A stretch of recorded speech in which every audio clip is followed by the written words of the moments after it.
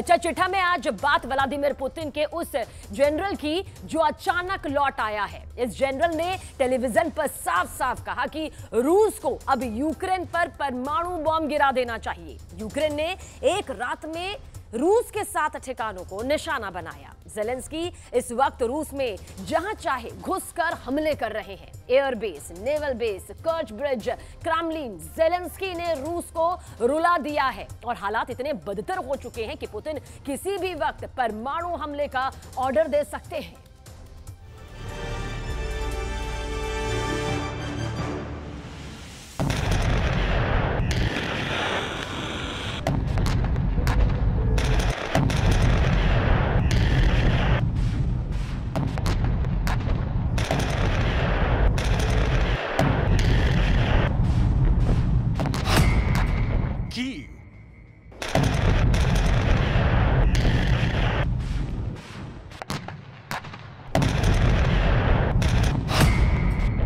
Zaporizhia,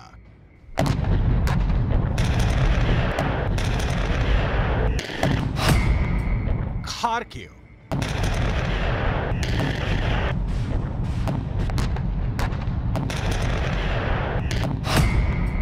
Kherson,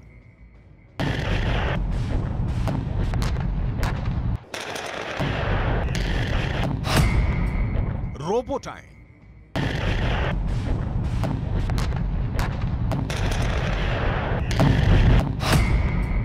Donetsk,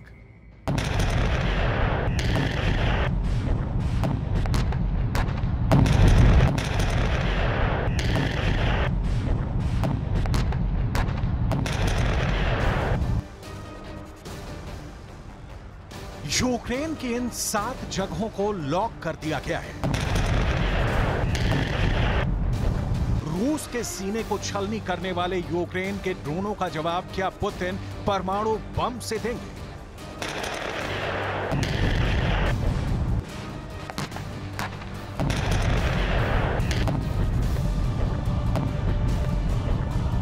Ukraine पर गिरेगा परमाणु बम।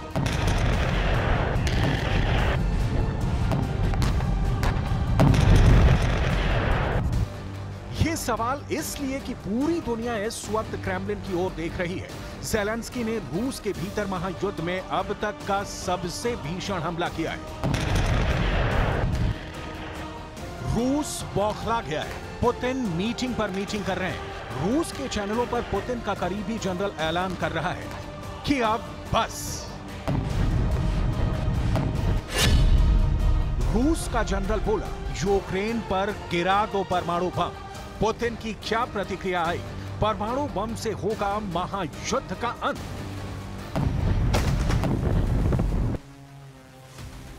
भयावह युद्ध छिड़ा है। ज़ेलेंस्की के ड्रोन हमले रूस को इतना दर्द दे रहे हैं कि अब रूस की आर्मी में यूक्रेन पर परमाणु बम गिराने की चर्चा हो रही है।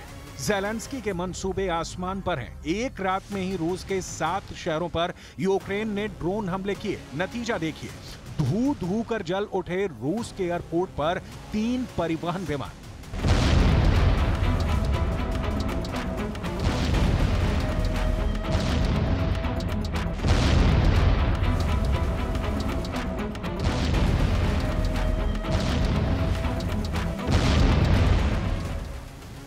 रूस के 3 विमान नष्ट। रूस की मीडिया ने रूस के आपातकालीन स्थिति मंत्रालय का हवाला देते हुए खबर दी थी कि पस्को हवाई अड्डे पर ड्रोन हमले के दौरान IL-76 परिवहन विमान क्षतिग्रस्त हो गया था।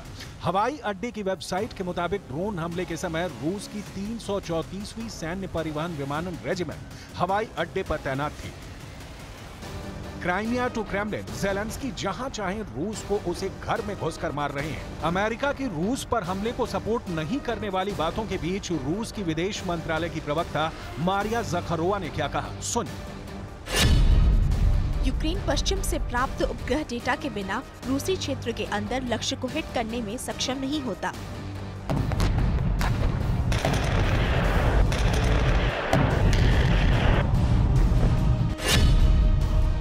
दो बातें अब तक साफ हुई। पहली, पुतिन के पास ज़ेलेंस्की का आखिरी उपाय परमाणु बम का सामना ही रह गया है। दूसरी, नाटो बिना परमाणु हमले के सिर्फ धमकियों से नहीं डरने वाला। लिहाजा कहा जा रहा है कि सारी कार्रवाइयों का एक ही अंजाम दिख रहा है, पुतिन का परमाणु बम गिरा देना। पुतिन के बहुत खास दिमित्री मेदवेदेव कम से कम 5 बार परमाणु बम गिराने की धमकी दे चुके हैं।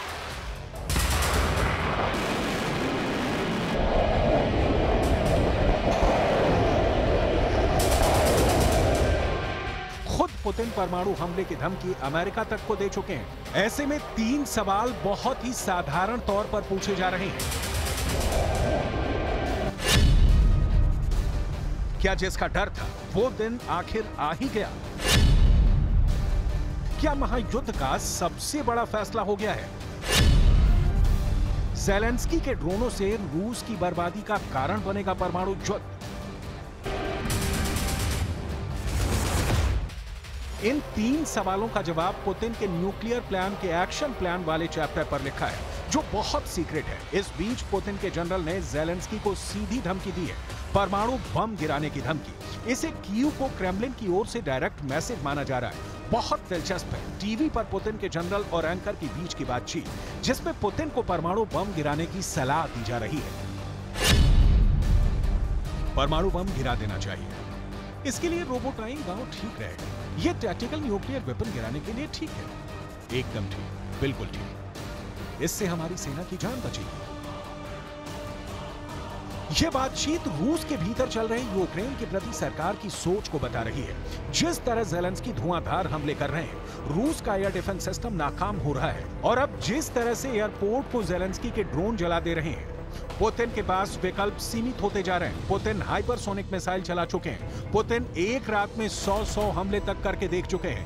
कीव का घेरा डालकर भी देख चुके हैं और परमाणु बम गिरा देने की धमकी भी दे चुके हैं। लिहाजा अब एक्शन ही बाकी है। सवाल वही कि क्या पुतिन अब गिरा देंगे यूक्रेन पर परमाणु बम?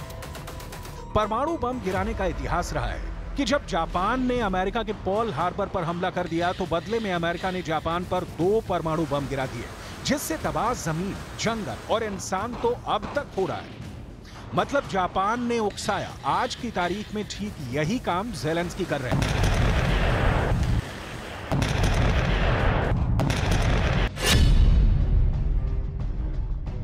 ग्यारह हफ्ते की खूनी जंग के बाद यूक्रेन ने रोबोटाइन गांव पर फिर से कब्जा कर लिया है। रोबोटाइन सामरिक रूप से बहुत अहम जगह है। रोबोटाइन जमीनी तौर पर क्राइमिया को डोनेट्स्क के जोड़ता है।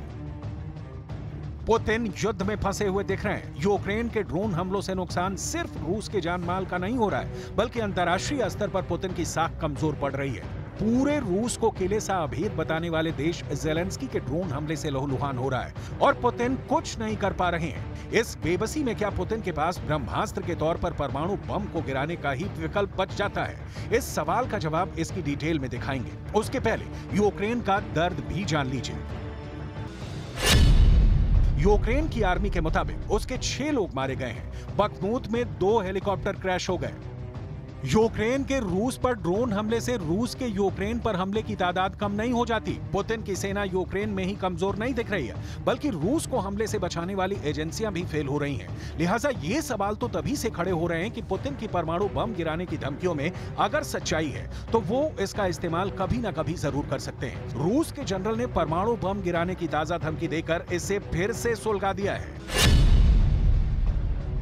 लिहाजा सवाल उठ रहे हैं कि क्या पुतिन अब गिरा देंगे यूक्रेन पर परमाणु बम? इससे पहले फरवरी 2023 यानी युद्ध के 1 साल पूरा होने के वक्त पुतिन के सुरक्षा गार्ड न्यूक्लियर बटन वाले ब्रीफकेस लेकर चलते दिखे थे, और अब उसी की चर्चा फिर से हो रही है कि यूक्रेन ने जंग में हालात वहां तक पहुंचा दिए हैं कि परमाणु युद्ध किसी भी वक्त भड़क सकता है। हालांकि परमाणु युद्ध भड़कने की सूरत में दुनिया कितने घंटों तक जी पाएगी, इसकी डिटेल भी आपको दिखाएंगे। अभी पुतिन के उस ब्रीफकेस की डिटेल जो पुतिन के सुरक्षा गार्ड ने उनके साथ रखना शुरू कर दिया है। पुतिन के सुरक्षा चक्र में ऐसा माना जाता है कि 2 में से एक ब्रीफकेस फोल्ड अप शील्ड है, जो गोलीबारी से पुतिन को बचाने के लिए है, जबकि दूसरा रूस के न्यूक्लियर बम का बटन हो सकता है। इस न्यूक्लियर बैग में पर्सनलाइज कोड होता है। ये हर समय रूस के परमाणु बम को कंट्रोल कर सकता है। इसकी देखरेख एक सशस्त्र सुरक्षा अधिकारी करते हैं, जो पुतिन के साथ हर जगह जाते हैं। पुतिन कहीं से भी परमाणु बम का बटन दबा सकते हैं। बेलारूस में पुतिन ने अपने न्यूक्लियर टैक्टिकल वेपन पहले से तैयार कर रखे हैं। बेलारूस के राष्ट्रपति अलेक्जेंडर लुकाशेंको ने कहा, बेलारूस को रूस से न्यूक्लियर मिसाइलें और बम मिले हैं। ये बम 1945 में जापानी शहरों हिरोशिमा और नागासाकी पर गिराए गए बमों से कई गुना ज्यादा खतरनाक है। पुतिन ने यूक्रेन में आक्रमण के लिए बेलारूस को ही लॉन्च पैड के तौर पर इस्तेमाल किया था। लिहाजा कहा जा रहा है कि अगर यूक्रेन पर पुतिन परमाणु बम गिराते हैं तो वो बेलारूस से ही लॉन्च होगा। इसकी प्लानिंग के सबूत पुतिन की बेलारूस पॉलिसी में दिखती है। पुतिन ने न्यूक्लियर टैक्टिकल वेपन बेलारूस भेजने से पहले वहां रूस के S-400 एयर डिफेंस सिस्टम को तैनात किया। उसके बाद इस्कंदर मिसाइल सिस्टम को इंस्टॉल किया।